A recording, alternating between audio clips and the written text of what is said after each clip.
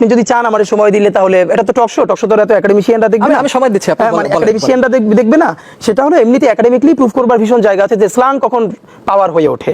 হ্যাঁ, পৃথিবীর প্রত্যেকটা দেশে এরকম নোবেল প্রাইজ পাওয়া অনেক নোভেল আছে ইংলিশে যেখানে প্রতিরোধের ভাষা হয়ে উঠেছিল সেখানকার স্লাং। কিন্তু এর মানে আমি এখানকার স্লাংকে এস্টাবলিশ করি না। আমাদের যে কথা সেটা হলো বাংলাদেশের টকশোগুলোতে যখন সিরিজ আলাপ হওয়ার কথা যে গত 15 বছরে যত মানুষকে গুম করা হয়েছে মামলার সংখ্যা 3000-এর বেশি গুম কমিশনে, আমি আজ পর্যন্ত একটা মূলধারার টিভিতে দেখি নাই যে অন্তত 2-4জন গুমের ভিকটিমদেরকে নিয়ে লম্বা সিরিজ, 2-1জনকে নিয়ে কেউ কেউ করতে পারে, লম্বা সিরিজ করেছে না আমি দেখি নাই। আপনি গুম নিয়ে করেন নাই। পিলখানায় তাপসের গাড়িতে উঠাই একজনকে পোড়াই দেওয়া হয়েছে, সেনা অফিসার, তার স্ত্রী আমাদেরকে এসে বলেছেন।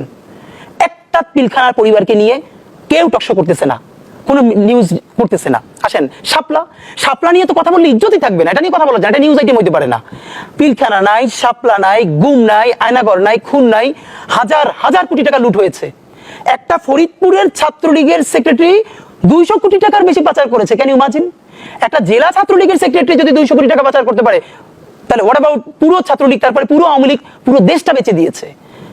এইগুলো নিয়ে যখন কোনো টকশোতে কোনো আলাপ থাকে না, আপনি যখন কোথায় 5টা 10টা 15টা বাচ্চা কারে গালিগালাজ করতেছে, সেই বাচ্চাদের মধ্যে এমন আছে যার জুড়ে চোখ চলে গেছে, হাত চলে গেছে, আপনি সেইগুলোকে একটা টকশো না সিরিজ টকশো করছেন, এইগুলোকে মেইন স্ট্রিম করছেন। আহারে আহারে বাচ্চারা কি খারাপ কথা বলে, অথচ আপনি একবারও এই গণহত্যাগুলোর ব্যাপারে আপনার টকশো নাই, এই জন্য আপনার লজ্জা নাই, আপনার এই জন্য দুঃখবোধ হয় না যে আমি একটা গুমের পরিবারের সন্তানদের নিয়ে।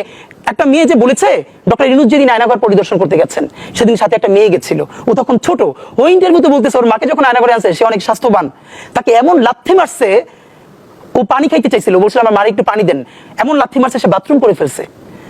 এই মেয়েটাকে নিয়ে বাংলাদেশের একটা মিডিয়া, যে ওর মা ওর সামনে একটা মেয়ে বলেছে গুম কমিশনে যে তাকে আয়নাঘরে নেওয়ার পর তার পিরিয়ড হয়ে গেছে মাইরের চোটে, ওয়াশরুমে এমন অবস্থা রাখা হয়তো আপনি কোনোভাবেই প্রাইভেসি মেনটেন করতে পারবেন না। একটা নারী ওয়াশরুমে পুরো কমোডে বসবার জায়গা নাই, আধো বসা, এত ছোট, তাও মানুষ দেখছে ওখানকার প্রহরীরা, তার মাইরের চোটে পিরিয়ড হয়ে গেছে, সে পেট চেয়েছে এবং তাকে বিভৎস হাসি।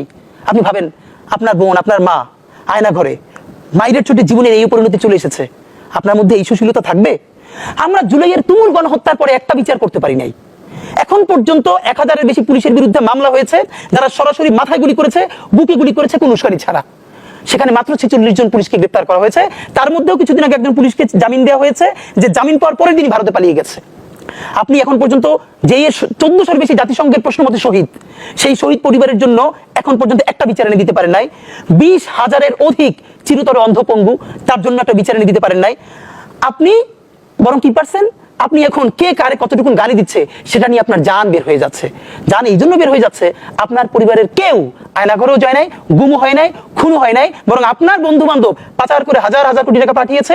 আপনারা ঢাকায় দেশে থেকে রাজনীতি করেছেন, কুসুম কুসুম বিরোধিতা করেছেন, কুসুম কুসুম সমালোচনা করেছেন, কিন্তু এখন তাদের তরফে সাপোর্ট পাচ্ছেন। এই জন্য আপনার এই দুঃখ বোধ হয়। যদি আপনার নিজের বাবা মা ভাই বোন ইলিয়াস আলীর মতো হতো, অথবা এমন কেউ হতো গুম হয়ে গেছে, খুন হয়ে গেছে, তাহলে বুঝতেন সুশীলতার ভাষা কেমন।